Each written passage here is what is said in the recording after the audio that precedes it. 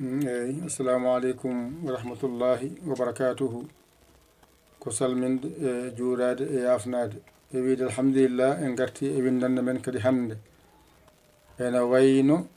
en jangino ɗum ɗo henne attahiyatu lillahi ɗo jarano ɗon kadi garen jokken windande nde hande jangeten ko ɗum ɗo henne mbaɗen ni henne gadden clavier bawɗo windude ɗum o mbaɗen ni mbaylen ɗo mbattemo français beele mbawen dañde keɗen binda ko faati ko yiɗen jangude ko ay attahiyatu lillahi janguno ɗon hande jangoton ay anani ay az za ki ya tu wona azzaki ya tu azzakiya tu gadda lillahi kadi ay lil ay ɗo woni lil o ɗo woni laa ɗo woni hi wona lillahi on keeɓi azzakiyatu lillahi mbaɗen dani yenne ɗo yenne fooɗe mbe ɗum wawne adde nder to hay joni on keeɓi azzakiyatu lillahi on jangino attahiyatu lillahi hande oɗon janga azzakiyatu mbiya lillahi kadda i oɗo a inani mbiyon attahiyatu lil e laahi kijja ɗum tahiyatu mbiya lil laahi dendina mbiya attahiyatu lillahi ngarama lees o ay zamo kolnome to omoni ɗo jiyatamo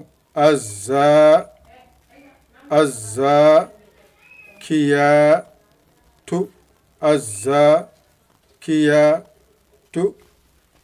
gadda lil e laahi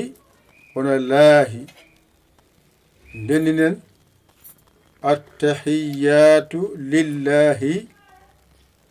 azzakiyatu lillahi attahiyatu lillahi azzakiyatu lillahi attahiyatu lillahi azzakiyatu lillahi attahiyatu lillahi